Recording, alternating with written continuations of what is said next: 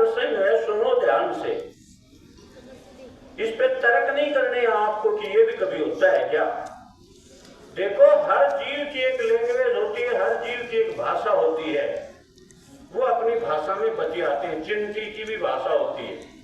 तुम कहोगे हमने तो नहीं सुना, तुम तो नहीं सुनोगे, तुम तो अपने माँ बाप की नहीं सुनते, तुम तो बड़ों की नहीं सुनते। तुमसे मतलब संसार के, तुमको लड़ नहीं दे रहा हूं। एक बार क्या हुआ, भगवान जब 4 साल के हो गए तो अपनी माता से विनती करने लग गए, याचना करने लग गए, कहने लग गए कि मैया मैं भी गाय चराने जाऊंगा।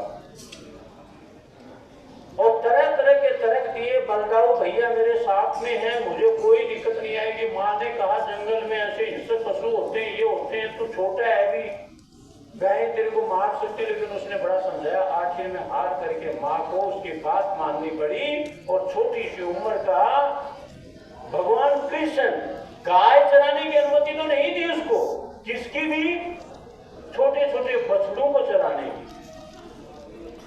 तो छोटे छोटे बच्चों को देखा होगा आपने, कभी बाछड़े के आगे घास डालते हैं, कभी उसको पानी पिलाते हैं, तो वो काम उसको दिया गया, वो आज भी करते हैं। तो जिस मार्ग से भगवान, जिस पगडंडी से भगवान जाया करते थे, पशु अलग जाते थे, वो अपना बांसुरी बजाते हुए अलग चलते थे। तो एक दिन गोखरू नाम सुनेंगे, गोखरू।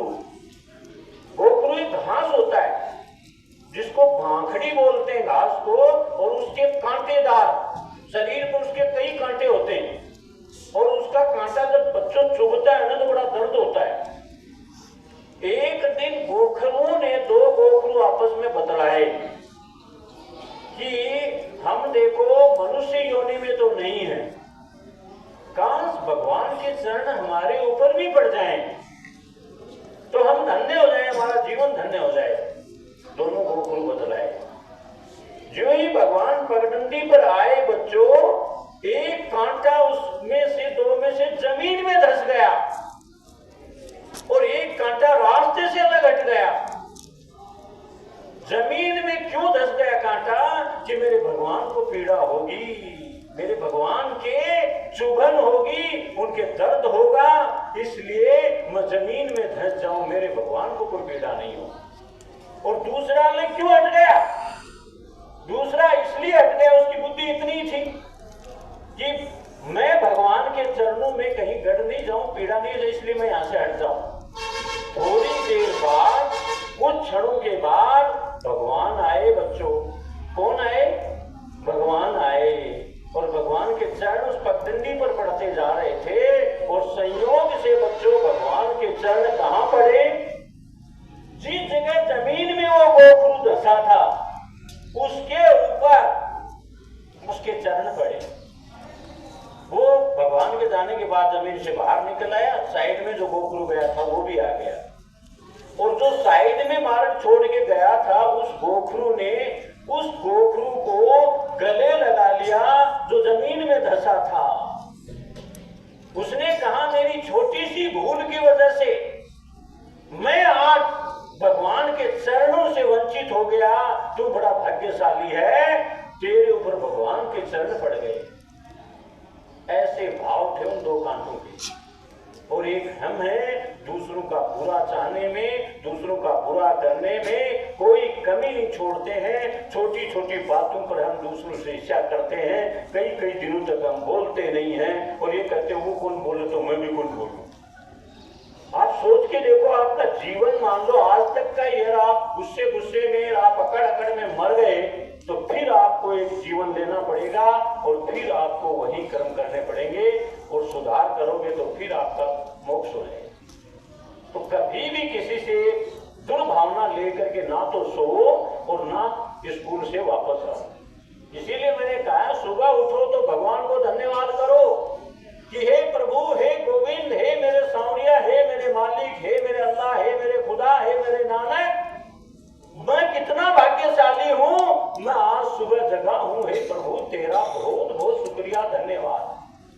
क्योंकि दुनिया में आज भी कल रात को जो लोग सोए थे प्यारे बच्चों, उनमें से 10 लाख लोग सुबह जगे नहीं। 10 लाख लोग दुनिया में मर गए रात में। तुम कितने भाग्यशाली हो कि तुम जिंदा हो, तुम कितने भाग्यशाली हो, तुम बोल पा रहे हो, तुम चल पा रहे हो, तुम सुन पा रहे हो, तुम पढ़ पा रहे हो, तुम लिख पा रहे हो, कितने बड़े भाग्यशाली हो तुम लोग। इसलिए उसका धन्यवाद करना नहीं चाहिए क्या? हमें ईश्वर का, धरती माता का रोज धन्यवाद करना चाहिए, रोज उसके चरण स्पर्श करने चाहिए। और किसी के भी चरण स्पर्श करो, वो आपके हमेशा सामने होगा, तो आप क्लोज बना लिया करो अपने हाथों के। ये ध्यान रखो कि आपका बायां हाथ सामने वाले के बाएं पांव की तरफ जाए और दाहिना हाथ दाहिने हाथ पांव की तरफ जाए। वो एकदम सबसे बढ़िया अभिवादन है। कि जिसको अभिवादन मत करो, पाए लागू चाचा जी आशीर्वाद देते हो, सिर ऐसे झुका देते हैं। आशीर्वाद मांगने से नहीं मिलता, आशीर्वाद अगले की भाव से, अगले के आत्मा से मिलता है। तो छोटी छोटी चीजें रोज अपने जीवन में अपनाओ, आपका जीवन शानदार हो जाएगा, इस चीज की गारंटी।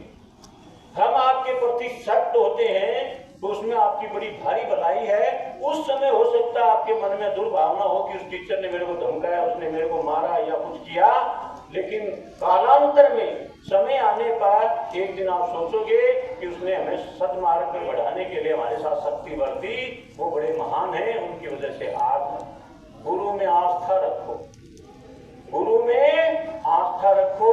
आस्था बहुत बड़ी चीज होती है। आस्था होने से एक मूर्ति भगवान बन जाती है, एक पत्थर भगवान बन जाता है, उसमें आस्था है।